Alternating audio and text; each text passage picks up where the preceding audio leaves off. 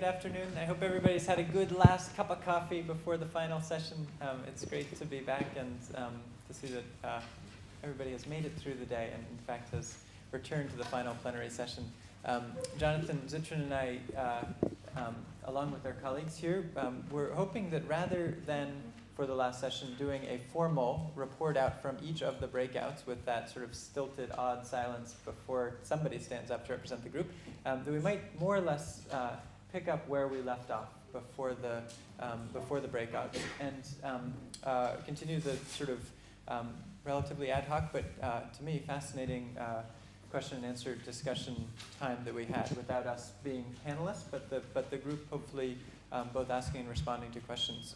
We'd love for it to be informed by the breakout groups that we've had, and with those of us who weren't, obviously none of us could have been in all of them all the time, so to inform one another about what we learned and agreed upon, it'd be great to have references to how those went and what findings, if any, are worth sharing to sort of pop out of each of these working group sessions. So without any formality to it, we were hoping to go from now until, roughly speaking, 5:15 or 5:30 in this mode, hopefully continued spirited conversation, and then there's a cocktail reception after this, and we will all go into the night.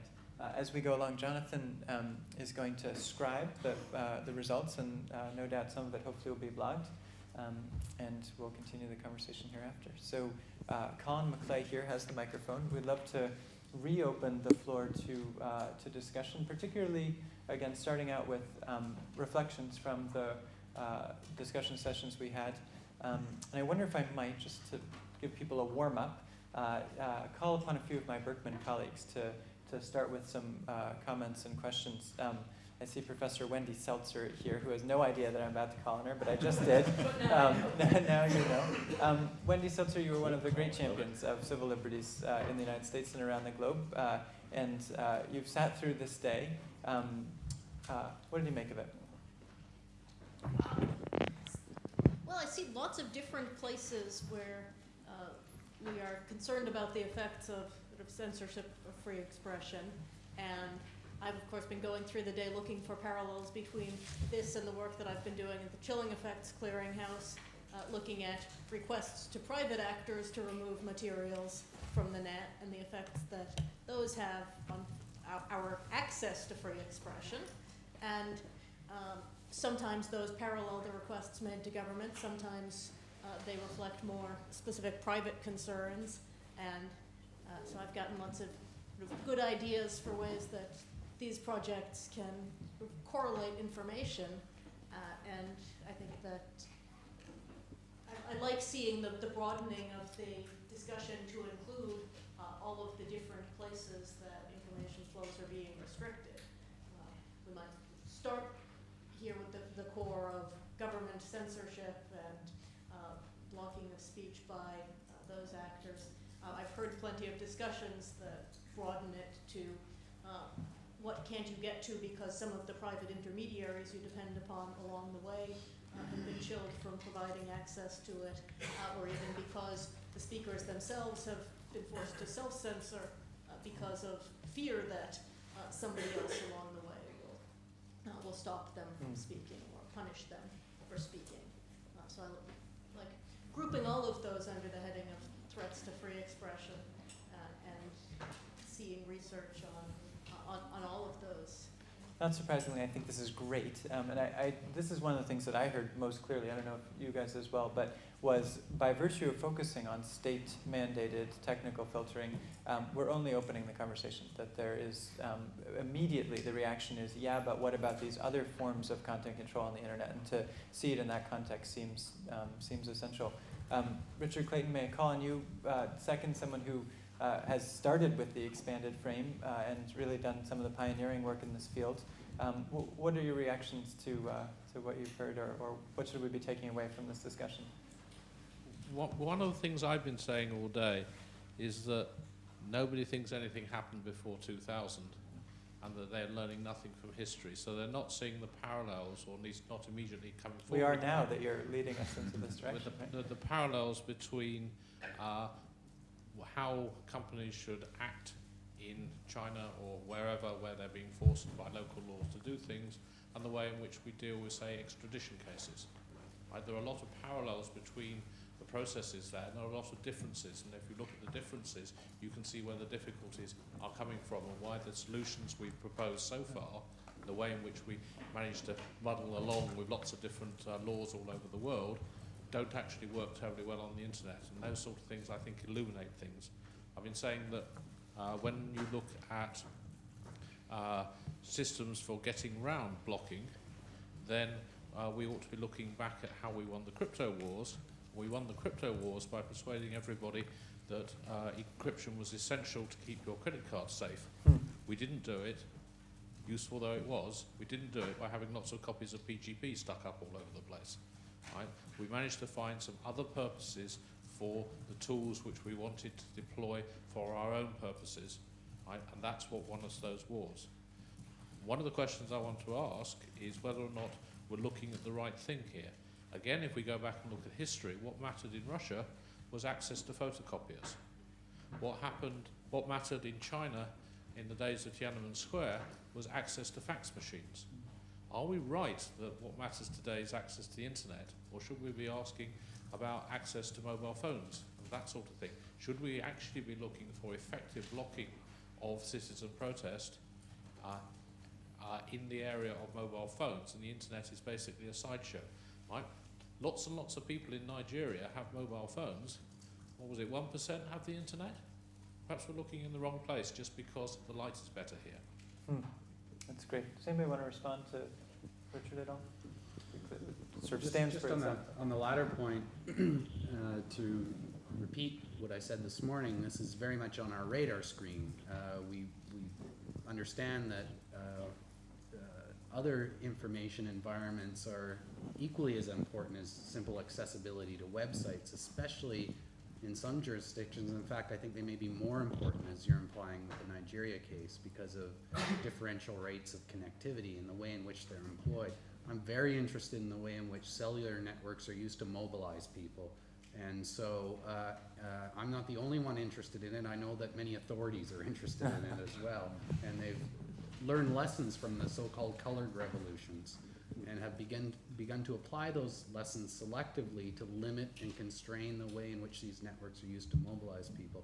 So other than to agree with you and say it's on our radar screen, that's, you know, there's a place at which my technical knowledge drops sharply off, and I just turn to Stephen and Nart and say, well, how do we do that? And then Stephen sends back a big long email that says how difficult it is.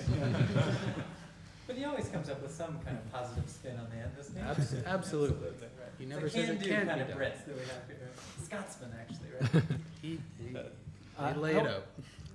I actually wanted to push back a little on your comment, Richard, because I found myself nodding all along, and then I was like, wait a minute, did we win the crypto wars? What does it mean that we won the crypto wars? And who's we anyway? Well, that's what I mean. I think what it means that we won the crypto wars was it didn't become illegal to develop or export from centers of development technology that could provide strong encryption.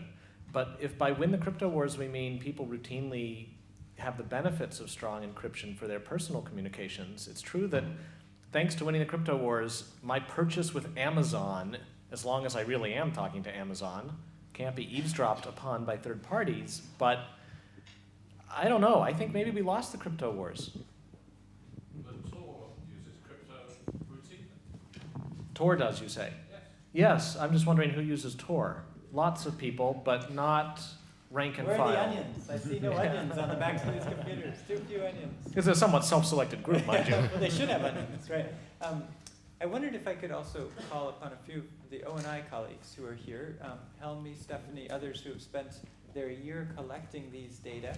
Seems like this is a moment to put you on the spot. If you care to, sort of give any reflections that we may have missed, or things that you'd want to kind of raise with the group, questions, comments, whatever. I have one remark. You said learn from the past, right? Yes, thank you very much. Learn from the past. I think, can it be happen that this comes to us? I mean, this filtering comes to United States or to Europe. Actually, think about the self-filtering. You know what I mean. I think in European Union, now the accesses to internet are planned to be locked. That means every website you see, the IP address you visited will be locked for a long time. I don't know, it's for months or 2 years? I don't know what is planned. So 6 months to 2 years. So what will be happen? It happens a thing I call self-filtering. If you see a link, you think about, should I click on this link? Maybe there is content which is against the law I can be jailed for. Or maybe it's content which is suspicious, so someone begins to look at me. Okay? So maybe filtering is not only a problem of China or other countries, maybe it comes to us.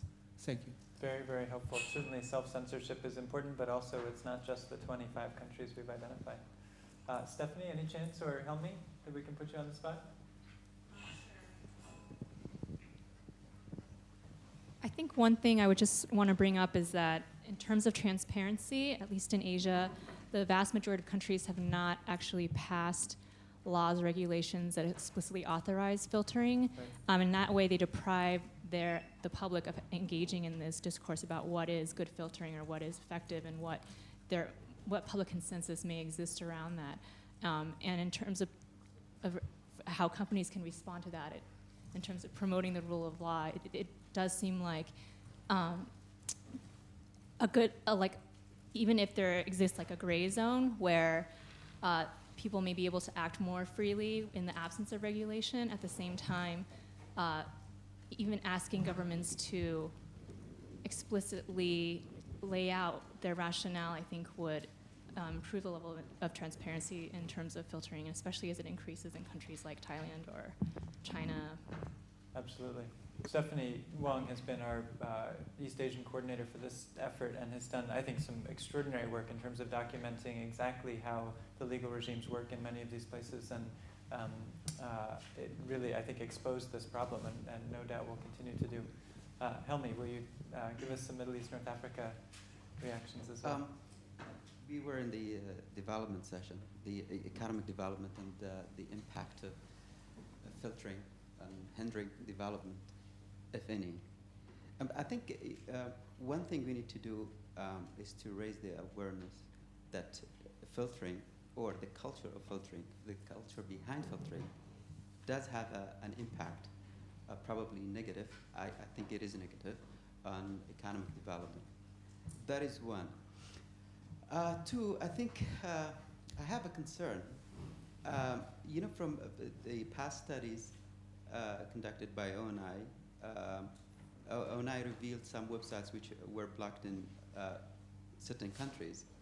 And I noticed that another country did not block those websites until the reports were published. Mm-hmm. So what they did is basically they learned from what the Saudis block, and then they added them to their block list. So we'll find out what happens tomorrow. Exactly, especially now because people can, with our new database, then people can find what exactly is being plugged in different countries. So that's a concern. I don't know how we should deal with this, at least not now. Mm-hmm. The other thing is, there is apparently a regional collaboration in blocking. I have anecdotal evidences, but unfortunately we were not able to do a regional approach this time. But we do have evidences that some countries block the other people's bad guys, basically. So this is an issue I think we should emphasize and highlight in future work. That's great, thank you. I want to aggregate a few more comments, but definitely let's come back to this question of how much data we ought to release. This was one thing that came out of a question from Janet in our last session, which is we've struggled a lot with how much of an open API should we offer of these data, and this actually would be a great room to debate whether or not we ought to give a roadmap to the censors for what they have missed or what they would like to block, at the same time as allowing for a generative platform, to use Jonathan's language, for people to work from. Elijah, can I call on you for reacts after having spent a year on this? It's going to take a while for Colin to run up there, so you get to think for a moment, and it's coming your way worse in a moment too.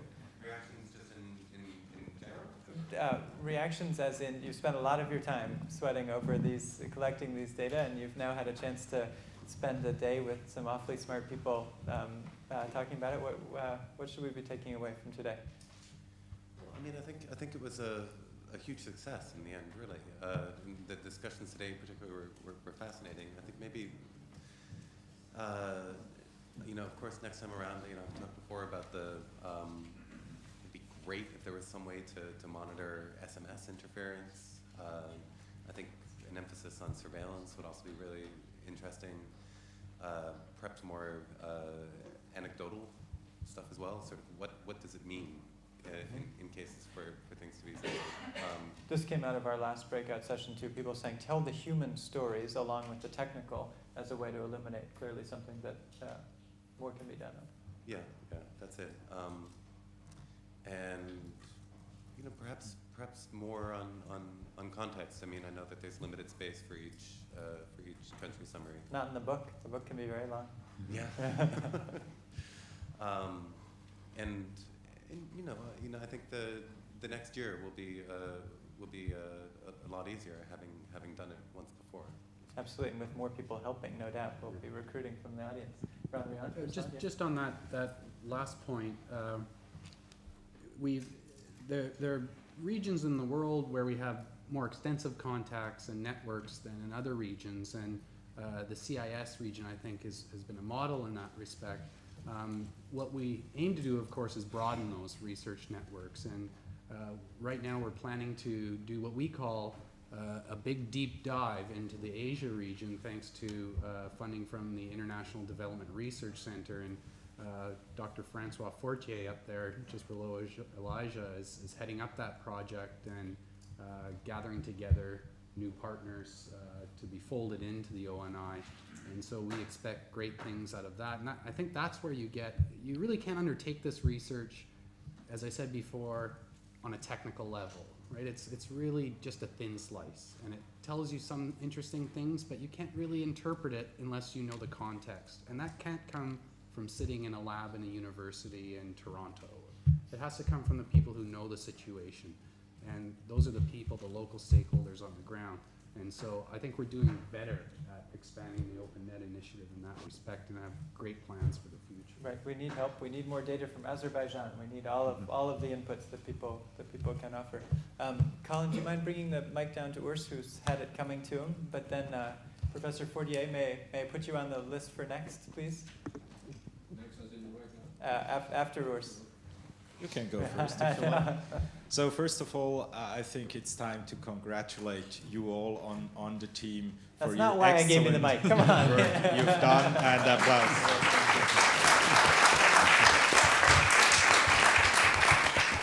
I should have said that. I think it's really terrific. So the next comment, please. Now, cut him off. Where's the person? it's been a very interesting day for me, as some of you know, especially my Berkman colleagues. I'm always wondering, how could we put that in a framework, right? For we need a framework. We need a future framework. research. Since I think what you've done here is really also great from a comparative law perspective or comparative policy perspective. So, to be provocative, I would like to ask the question, is there also something such as a best practice filtering model, right? Mm-hmm. We had best practice on the previous slide in the corporate context, but is there a governmental best practice approach to filtering? And so that's my question. In an attempt to answer this question might be to analyze the different blocking and filtering models across the world. Certainly the 41 countries we have right now may not be the best practices, but as we heard over time, you'd also like to look into, European, Western countries, the US, and their practices. So what would be the guiding questions to analyze the governance models? The first one would be, who is obliged or committed to block content? Second, how do the actors become aware of illegal or potentially illegal content? Third, who determines what content is illegal? And the fourth question, what technical means are used to block or filter content? Fifth questions, what are procedural Too fast. requirements? Even the No, brilliant you know, scribe, it's just Professor a waste of Zittrain here, has time. been blown away by your. Learning Office 2007. This is his Yeah. third language too. And sixth, who makes the rules, right? Is it more a command and control approach or more self-regulatory approach? So these would be like the guiding questions. Let's go from the top again, so Jonathan can get them so here. who is obliged or committed to block? Obliged how or do permitted? the actors become aware of illegal content?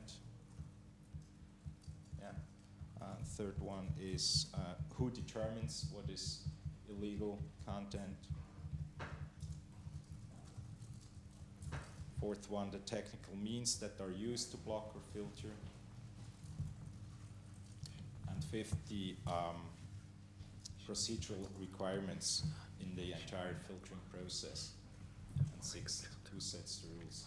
So this would be like a first framework. And then the second one, only very brief, would be how to assess More than one framework. the This is a different all-time categories, record. right? And here I'm wondering whether, I mean, there are general frameworks out there or benchmarks for good regulation, and I'm wondering as to what extent one could apply such general tests on good regulation to this particular problem. Baldwin and Cave, John, you know, Yes, one of my Understanding favorite Regulation, books. big book. There are like It's very expensive. five criteria there, such as, you know, due process, accountability, but also expertise and efficiency. And of course, I know when we speak about filtering, it's a little bit against the heart to speak about efficiency.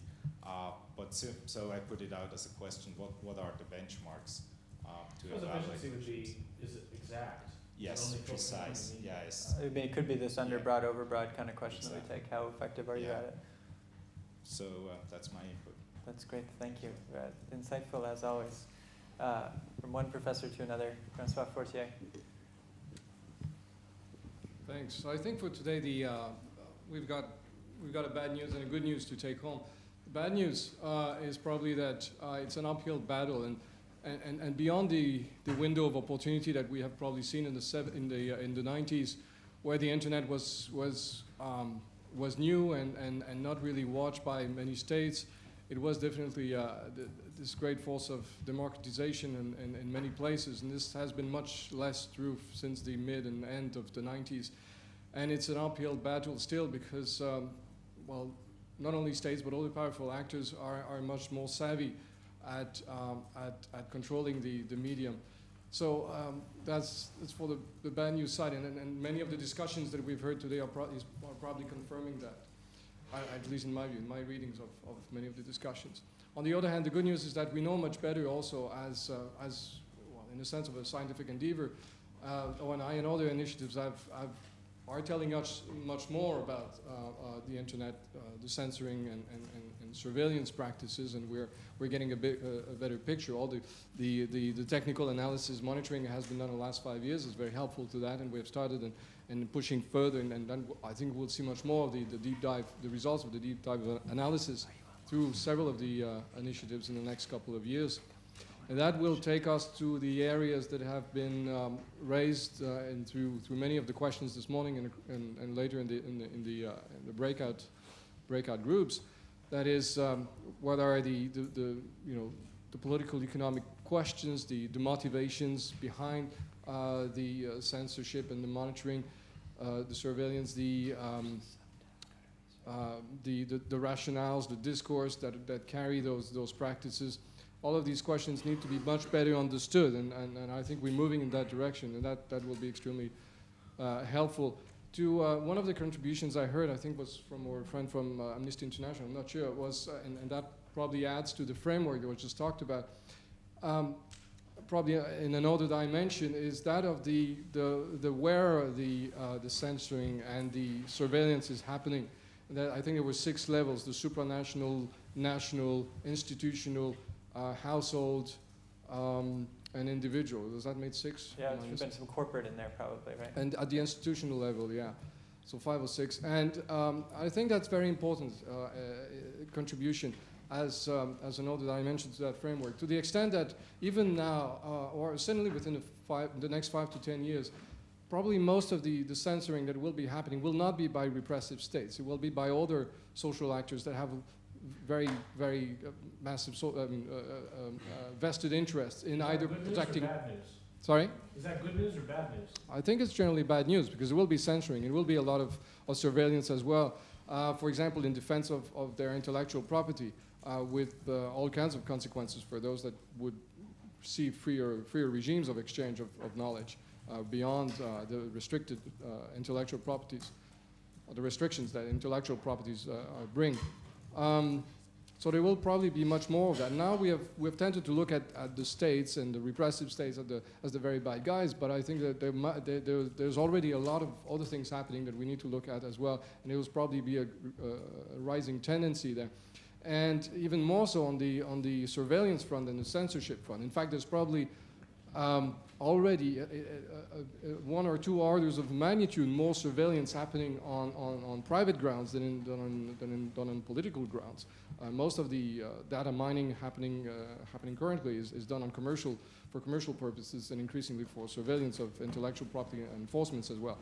So there's much more, and then of course the technology is being developed and will be used for political reasons beyond those commercial intents from the beginning. So I think it's these 4, 5, 6 levels are very important for us to keep an eye on the trends. It's dizzying. You have a lot of work ahead of you, Francois, right? Well, it'll keep us busy. All right. Yeah, that's good. Thanks. Roger Dingledine has his hand up, developer of Tor. And I'm running out of people to call on, so. So just a quick note, one of the interesting takeaways I had from this was a reminder about all the different pieces of the filtering problem or the censorship problem that we're looking at. We've got ONI doing the measurement and the awareness, and it's really important to do that side. And then we have the tool builders working on circumvention technologies or blocking resistance designs. And it was great to have that group here to talk about various approaches and tools and contexts where they're useful. And then we also have the people on the ground. We've got Global Voices and Tactical Tech, and they're the people that the circumvention tool builders say, well, we built it, here it is, I hope you can get it to the right people, and by the way, tell me who those are. So it's and great what a blessing to have Tactical Tech and Global Voices here. I think a round of applause for these people out there. So it's great to get all of these different pieces of the problem into one place and remind us that we can't solve it just by measuring and then telling the media what we found. And we can't solve it just by building technology and hoping that the rest of it gets solved from there. And we can't solve it just by taking whatever tools exist and bringing them to the dissonance and saying, I hope this is good enough for you. So this is good as a reminder to notice how many different pieces of the problem there are. That's great. And at the risk of turning this into a prayer meeting, I think we should also have a round of applause for those developers in the room, the geeks who have been creating these circumvention tools. We have an amazing gathering here, and to Tor and Siphon and all the rest.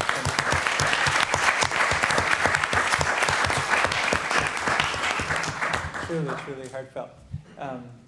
Hussein Daraksan, may we put you on the spot as well? I wonder what you think about this.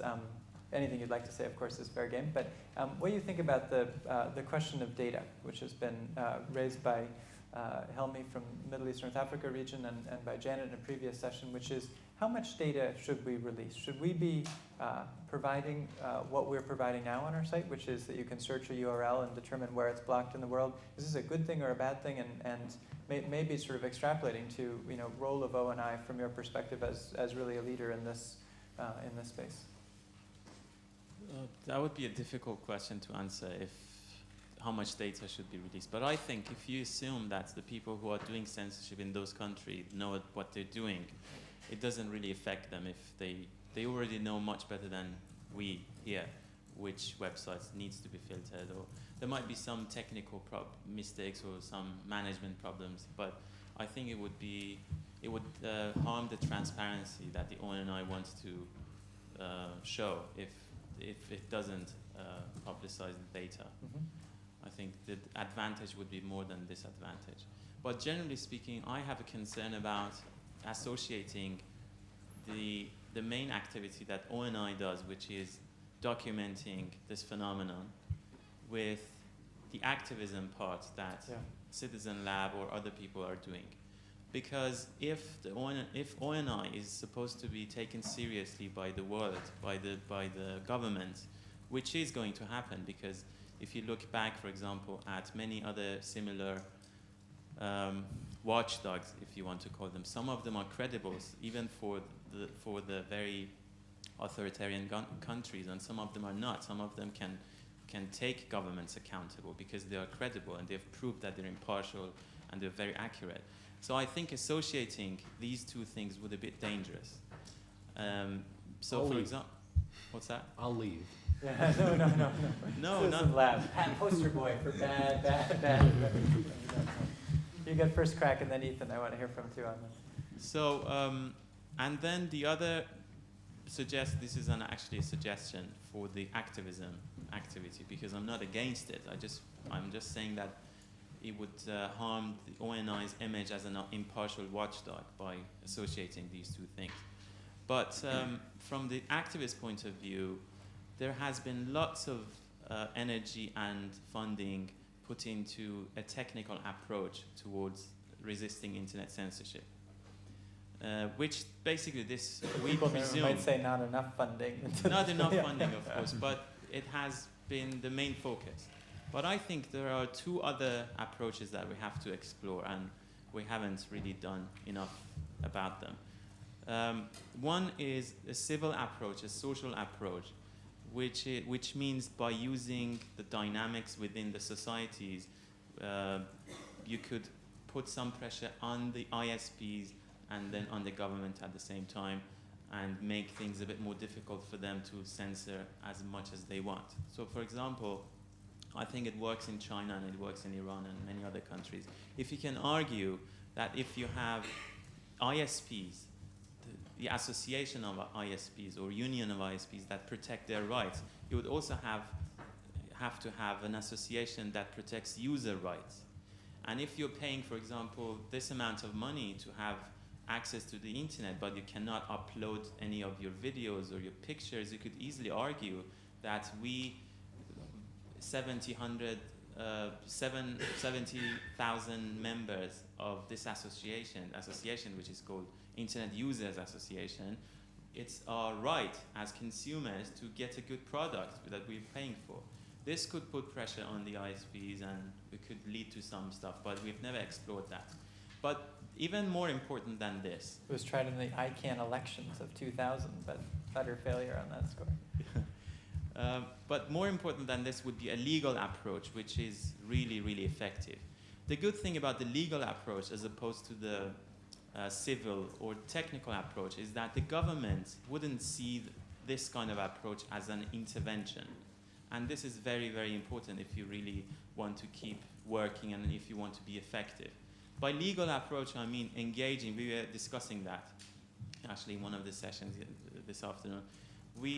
If we could engage the current structure, legal structure of all these governments and try to see what are the loopholes that we could use, or what are the leverages that we have to make the censorship slower, more transparent, and more accountable, we could do good for the people in those societies, because even in some cases there are examples that even people very well connected to the establishment in these countries are not satisfied with the way things are going.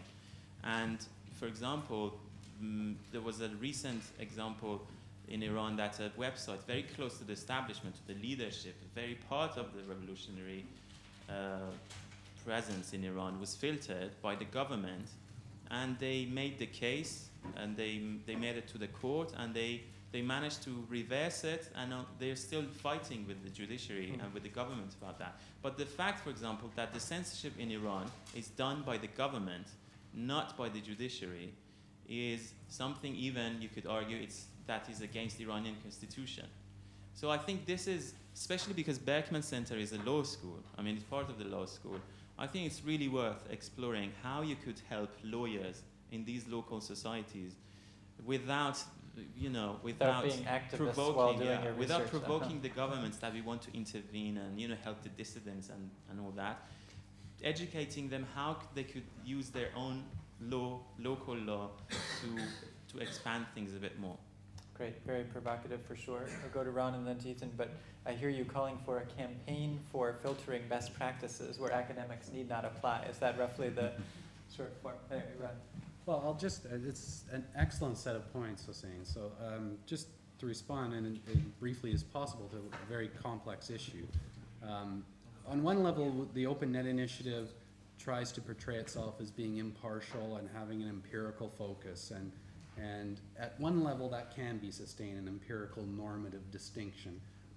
But as someone who's interested in and teaches in a political philosophy department, I understand that ultimately that distinction breaks down. And I think when you look at just the very nature of the OpenNet Initiative, presents a challenge to authority in ways that you can't pretend is simply You think the title empirical. tips us off? Or? The title, even going further than the title, I'd say the very methods that we employ are a direct challenge to state control over information, especially in areas of signals intelligence. So it's applying the very same methods that state intelligence agencies use that have been shrouded in secrecy for decades and turning them on their head. This really was the original idea of the OpenNet Initiative, was to borrow these methods and turn them back to the watchers. But at the same time, I think it is possible to, for credibility's sake, to be unbiased in terms of the research that we do, in terms of assessing the findings that we do and presenting our findings in a way that has some credibility on the empirical side. So you can separate it in a practical way. The other thing I'll say is that the OpenNet Initiative is a partnership, and we have a functional division of labor that's very informal, but is used in a very strategic way. And you know, within this room, we can talk a bit more openly about that. Sometimes we don't even talk about it ourselves. Being recorded and everybody has to see it for the rest of the world. But all right. I don't know what he was going to say. Well, let me. We're the OpenNet Initiative. We should talk about our let me put it this way: family stats. Okay. Well, the functional division of labor is such that some of us liaison with certain parts of the world and act as an interface in certain ways, and my colleagues at the Berkman Center, dare I say, more traditional conservative. What do you want to say? He took his tie off. The debate hasn't started yet. So that's later this afternoon. I don't want to give away all my points, but. There were traditional conservatives as a point in the debate. This is going to be easy. All right, maybe I'll cross it. Well, anyway, and we present perhaps a bit more radical side of things. And you're right, though, you have to be concerned yourselves with that. Just to give a great example that Helmi actually distributed today. Zimbabwe Press released a news report today saying that the OpenNet Initiative has given them a clean bill of health. Oh, no. Right? So there are political implications for your... I think we actually mailed them a clean bill of health. They haven't paid it yet. Ethan signed it. That's right. All joking aside, we'll give you a chance to respond. This, I think, is one of the trickiest problems that we face institutionally as the OpenNet Initiative. And we don't have it right yet. There's no doubt about that. But I think we struggle with the fact that we are at the edge of activism and scholarship. And we can't hide the fact that we have normative views on this topic individually.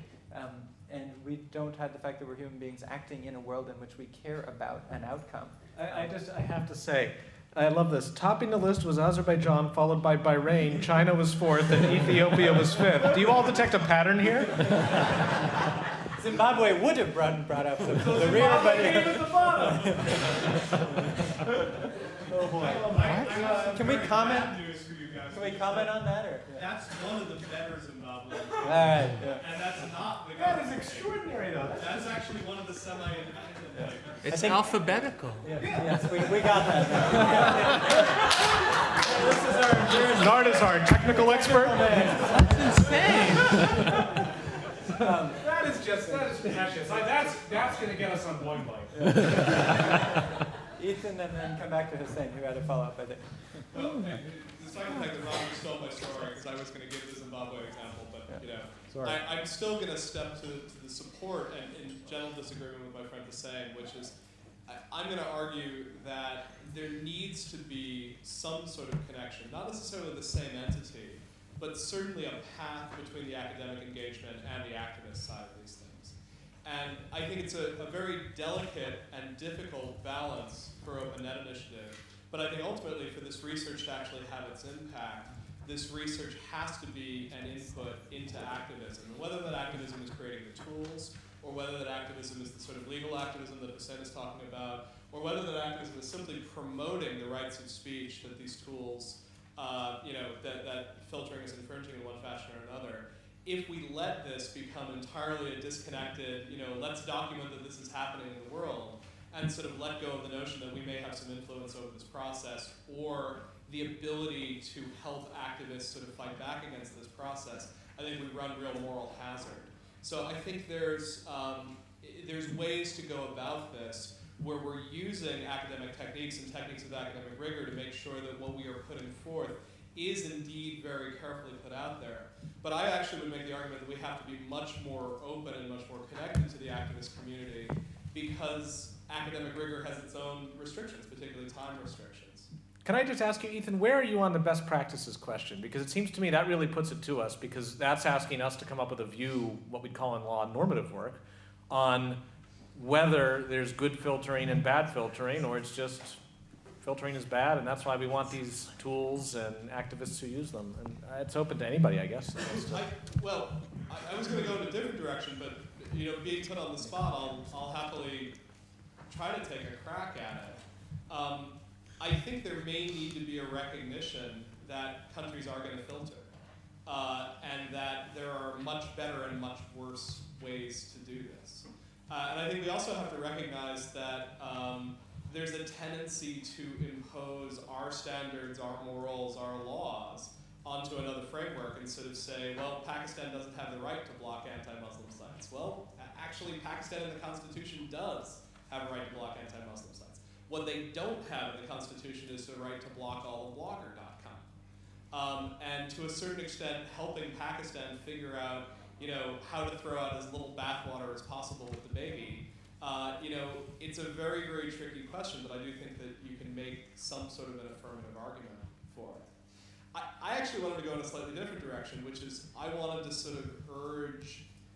I doubt it's sort of urge. I think you're probably really going to urge. I can really urge if you'd like. No, I actually wasn't even going to go down that particular urging route. I was going to urge that in putting forth this book, which represents so much work over such a period of time, that you guys also try very, very hard to make it clear how liquid this situation is. I think there's a real tendency in putting forth, a conference, a big body of work, a book, to sort of put down the last word. And I think that's where the Zimbabwe story is really instructive. ONI has put down the last word. Zimbabwe doesn't filter the internet. And now, of course, the question is, when Zimbabwe does start filtering the internet, when will we get up and sort of manage to report that? But I think making it clear that this is something that's liquid and changing in real time is critical in sort of putting this information out there, and is critical as far as sort of documenting how this entire environment works. And I think figuring out how we respond to the fast-changing nature of this field is a real danger. Final thing, I worry a little bit that one of the messages that comes out of the most recent research, the fact that there is such widespread filtering, is that it's a great introduction to filtering to regimes that have not yet done it. Get with the program. If there's 24 countries that are doing some sort of widespread filtering, well, they must know something, right? Let's do the first D on the list. I think there's a sense in which it would be really interesting to see ONI think a little bit predictively as well as reactively, and sort of say that, yes, we've been documenting a trend. We started documenting 4, now we're documenting 24. This looks like it's trending in a particular direction, and it looks like people are Yeah, up would be how I see the slope of that curve. But and making the argument that there does seem to be a tendency to move towards a world where online censorship is at least as common as offline censorship. And I think that's a point at which that education activist interface may need to come back into play. What are you wanting us to do here, though? I agree that the slope of the curve looks upward, and I hear you saying that if we describe it too clearly and plainly, something bad might happen. No, I'm making the point that anyone looking at this is looking at this and therefore saying, geez, maybe we're going to get with the program. I think the point is that we see a slope going upwards. It would be nice to have time series data, it would be nice, but what I'd really like to see is ONI saying, look, it looks like this is heading towards some sort of a trend, and a trend that we find very, very uncomfortable. And maybe that in turn becomes inspiration for people who want to be activists around this. I think there's a tendency in some ways to just sort of list the data and sort of say, oh, well, 24 this month. And I think in some ways what we're really seeing is this ongoing trend. Well, look, perhaps this isn't helpful, so I'll stop. No, I just want to get them.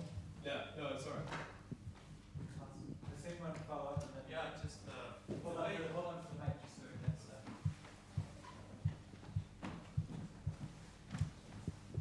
So just another suggestion to improve the impartiality. I think that if you want to limit studying filtering only to states, it would automatically mean that you are less impartial than if you want to define it in a way that studies any kind of systematic restriction of access to information on the internet, be it by governments or be it by larger forces that are beyond governments, such as I said in the morning, big corporations. And I think this, when I see this, for example, as from the point of view of an Iranian official who is sitting in Tehran and who is seeing what ONI is doing and wants to decide if ONI is basically like part of the American, hegemony apparatus or hegemony, or if it's not. I would look how. What's that? A couple of us are Canadian and British. I know. They're not part of the American hegemony. They have those nice maple leaves on their backpacks as they go around the world. From that perspective, if they see that you are, for example, you have started from Iran and China, and then you haven't addressed Pakistan, which you have, which is good, which is fantastic, that you have Turkey, UAE, and Pakistan, and Saudi Arabia. This, for them, it means that you're more impartial. So what I suggest is to work on big corporations as well. This would add to your credibility, at least in the Middle East. And by that, I mean, for example, do one report about what IBM employees, for example, around the world, or really huge Citibank employees around the world cannot access while they're working. Right. That's because some of these people, especially in developing countries, the only place that they have access to the internet is actually their workspace. Yeah. So they don't have PCs at home, which means that they're behind filters by IBM or Citibank. Nick from Amnesty was hoping to.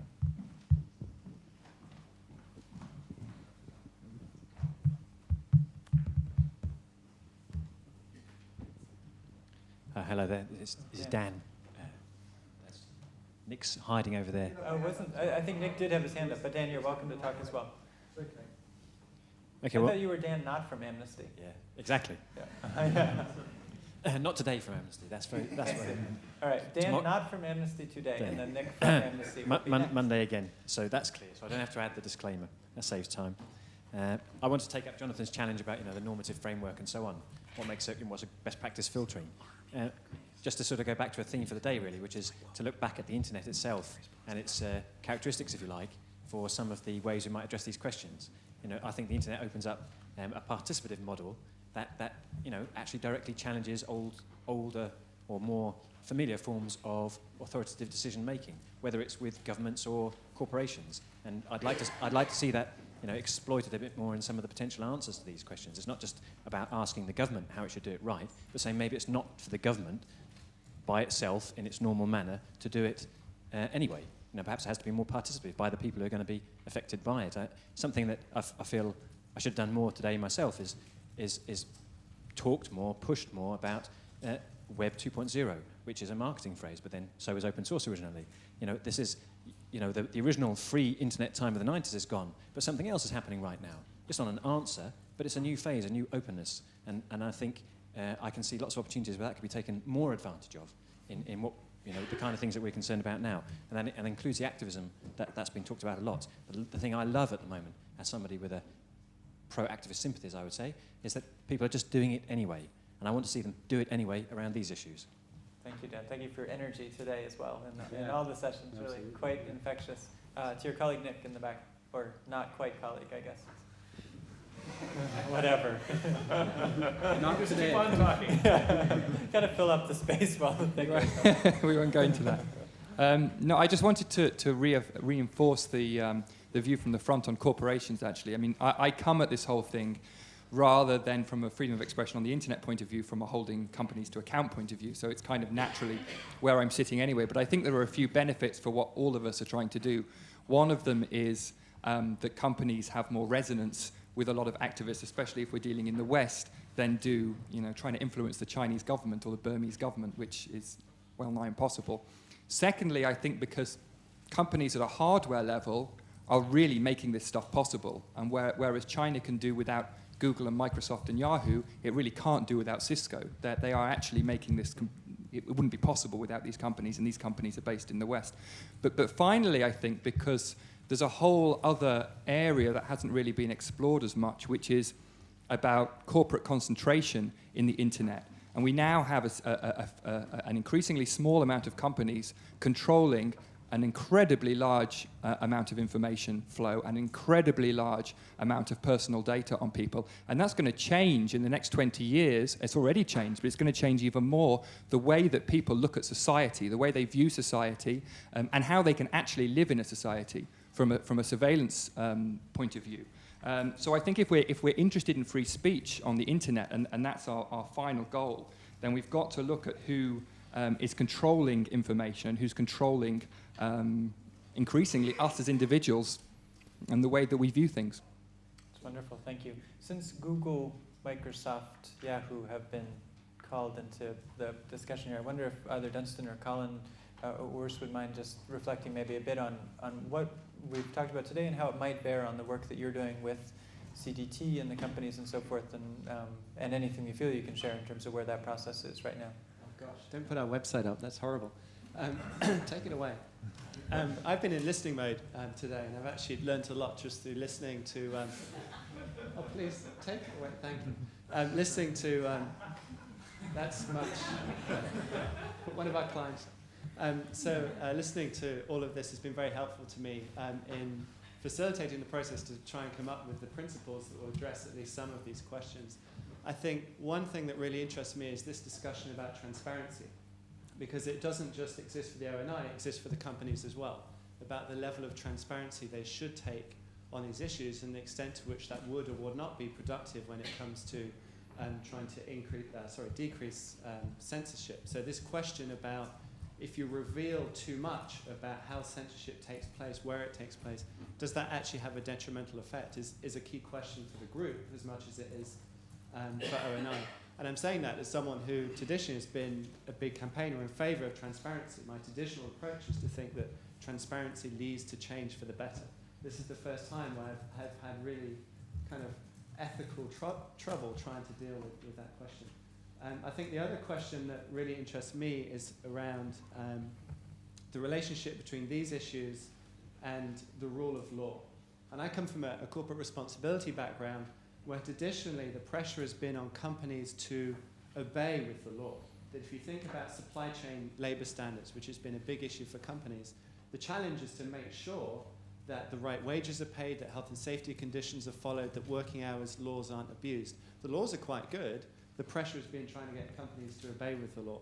Here we find ourselves in the reverse situation, which is that the companies are finding that the law, rather than upholding human rights, actually puts them in jeopardy. And it's a very different situation to find ourselves in.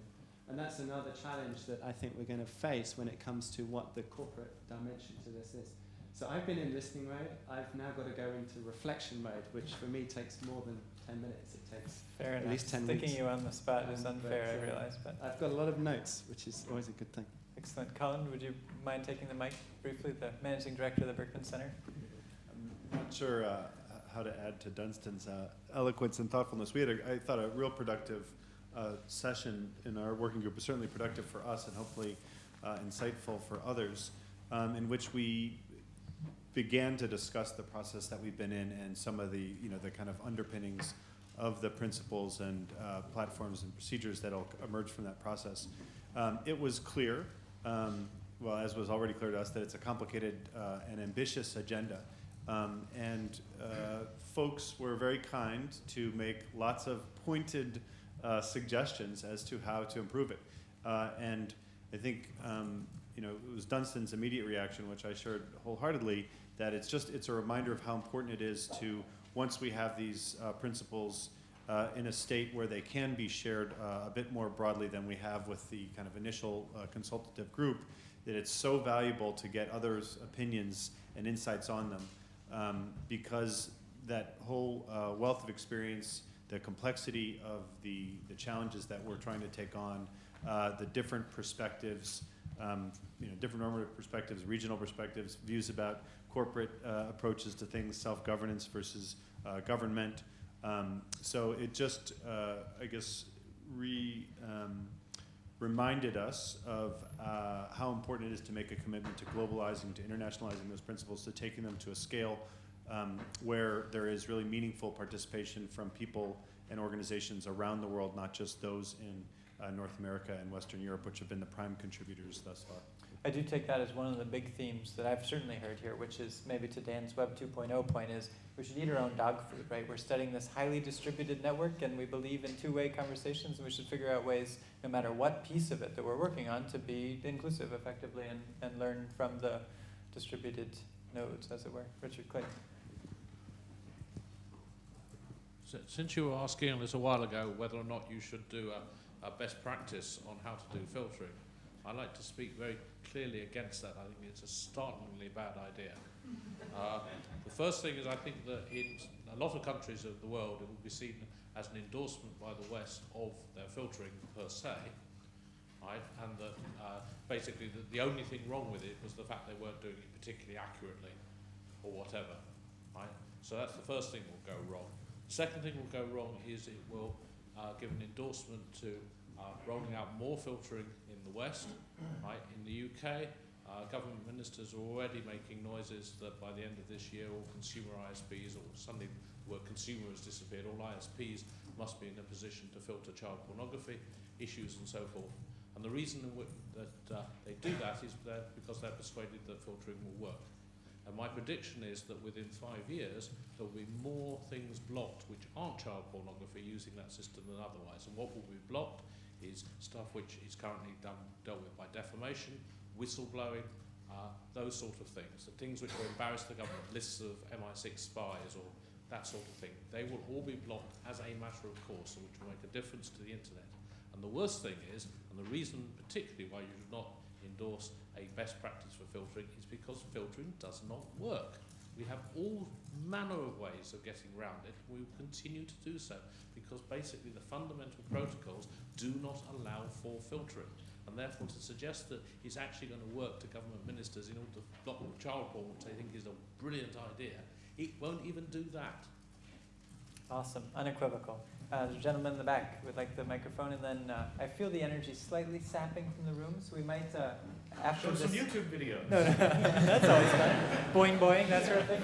I figure after this comment, if there's somebody else who feels excited to talk, there's one more in the back, then I was actually just going to go through my colleagues and have sort of a last word. I know Ron's got a last word related. No, but we'll end up here if that's okay. Sir, in the back. Rob Ackland from the Australian National University and visiting OII. This is a thought that I just had while sitting here, and often these can work out well or very badly. But if we're talking about best practice in filtering, and if we also accept that filtering is going to go on regardless of whether we want it to or not, and also most people in this room, if not everyone in this room, agrees that child pornography should be getting filtered. If we're also concerned about the role of ONI and this, how it should position itself as an academic institution and also its interactions with activists. I'm wondering if there's any way for setting up a market-based solution to filtering. ONI could, and this is where it gets crazy, but ONI could set up like a trading system where countries could be allocated filtering credits. Zimbabwe could be the first country to sign up, and then they'd really have something to crow about. And then countries can trade their credits on the market. Like pollution credits? That's exactly. That's the analogy. Yeah, that's exactly right. And also the market could somehow determine the price of filtering a particular URL. You know, would you do the same thing for torture?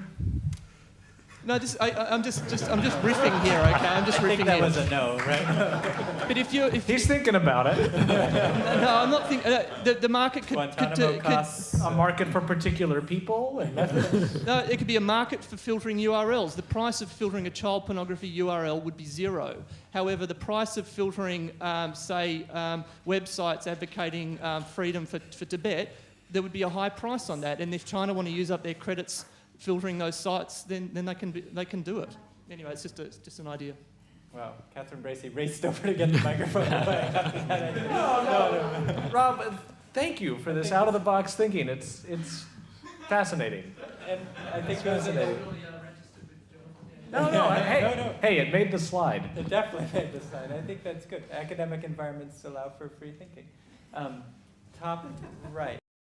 Visually presented it through the ONI map. I think it's very important, especially in capturing the attention of the general public, to present this sort of information, to not make it commonplace, to have it appear or continue to appear as a first item on the BBC technology website. Unfortunately, I guess many of us have already got accustomed to normal media censorship, which doesn't even make the newspapers around the world, whether it be in China or Myanmar and so on. And internet censorship still seems to be a topical, hot issue. And I think these sort of clever approaches to continue capturing the public's imagination are very worthwhile, and you should definitely continue with this. Thank you. Thank you for the compliment. You did mention that us guys ought to be commended for it. Turns out it was not a guy at all. Where is Jane? Who did this? A non-guy. She's gone. Anyway, this is all Jane. All Jane. Yeah, that's a good thing. Sorry? The only non-guy. Well, that's true. Fair enough. Fair enough. That's true. All right. That's not true at all. What? The only non-guy. Well, no, we're looking at a little white male up here. The truth of the matter is. Well, like it is, I guess. How about last comments? Is that okay if I start with Rob Faris, the quarterback of this monumental effort to gather all these data? Thank you, Rob, so much, and please. Sure. I guess thank you to all that contributed to this study. Again, it's certainly much work and dozens of people, and particular thanks to those people who contributed to the study where it was risky, and we can't even name them, so our unending thanks to them. They know who they are. We know who they are. They knew who they are.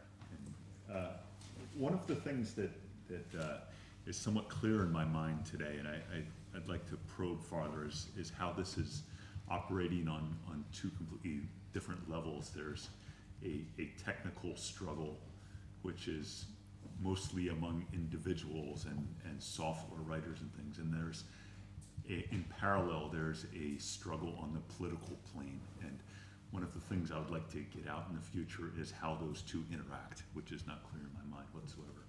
I certainly think that the struggle on the political frame is a longer process, and it's a more important process, but that technical level might play a very key role in informing that struggle there.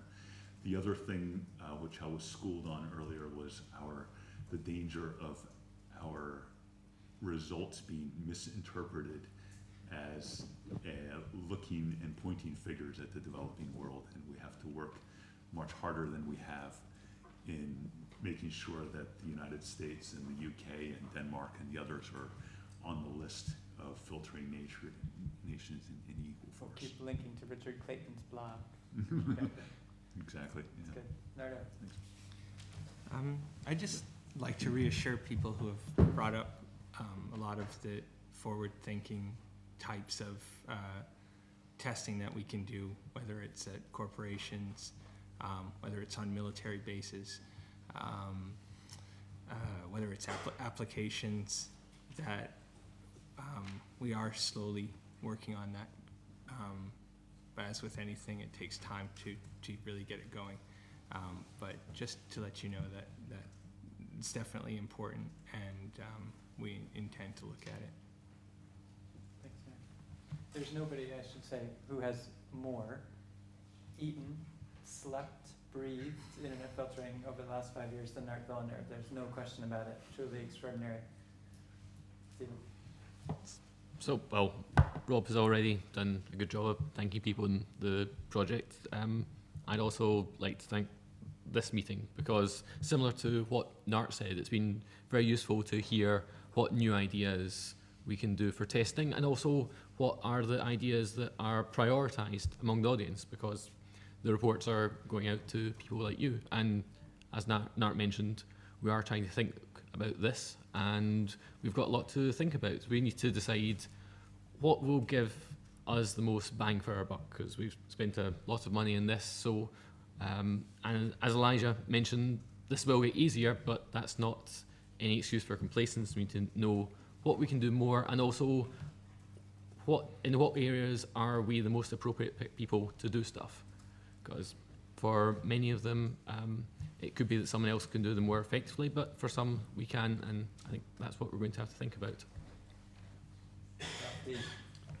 Okay, I'll just say that this collaboration has been and is without doubt the most rewarding intellectual experience I've been involved in as an academic, and every day the excitement of it never ends. It's just astounding to be involved with such great people and great minds on a daily basis, and I wake up every day just thanking the stars that I'm involved in this project because of everyone involved in it and most of the people that I know in the room. And I just want to single out someone who couldn't be here again. We mentioned at the beginning, one of the principal investigators, Rafal Rohozinski at the University of Cambridge, who's not here because of the birth of his son. He's one of the founders and principal investigators of this project, and without a doubt, one of the major driving forces behind a lot of the innovations that characterize the methods and the ways we go about things with the OpenNet Initiative. And unlike many of us, he actually risks his life in certain situations to do the research that we do. So I just want to single him out and thank him, and thank everyone else involved in this project. Thank you also to Rafal up there from all of us. Hopefully he'll be watching. Just have a little thank you for Rafal.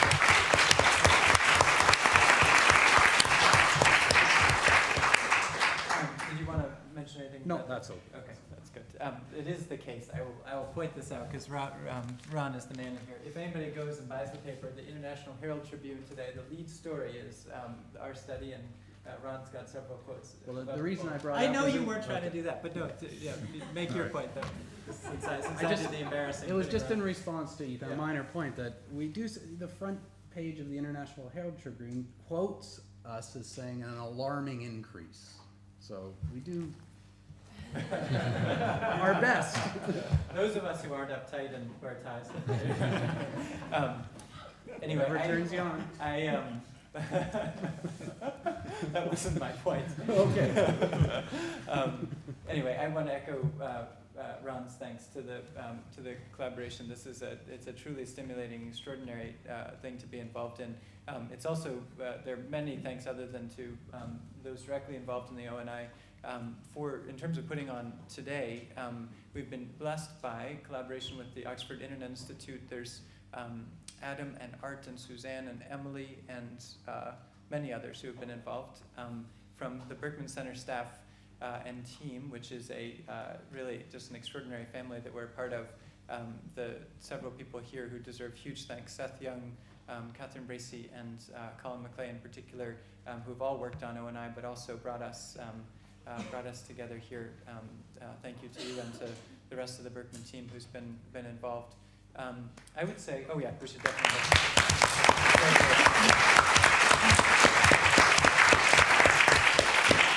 I would say, for my part, though, the biggest takeaway of this day, not surprisingly, is as much as we're talking about technology and a technological network, it is about the human network. I am so energized by the extraordinary group of people who have assembled here. To think about it, nobody was paid to be here, right? The whole point was this is a group of people who want to make a difference somehow in the world, and it's really remarkable to feel the energy of this crowd and to realize that it's not a technical network at all. It's a human network that is doing something about it.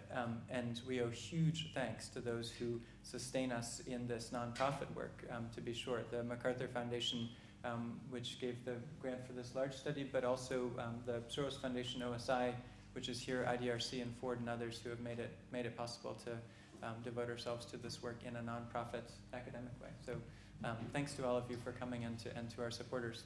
The last word to our host, Jonathan. The reception will be held at 5:45, 2 buildings over. There'll be a debate at 8:30 at the Oxford Union, which is in the middle of Cornmarket Street. Am I right, natives, that was actually voted worst street in Britain? Is that, I think it... That's true. Yes, it was. So you'll get to experience Cornmarket Street in all its glory. Turn right into Fruin Court. It looks like a place where you might get mugged, but in fact... It's the intellectual adventure that is the Oxford Union and some of the cheapest beer in town. This has been a great day. This has been a great project. And the great thing is, especially, it's just the beginning. I think it was with Ron we were discussing, we're not going to run out of stuff to worry about here and stuff to work on. And thank you all so much for helping us think it through. Good day.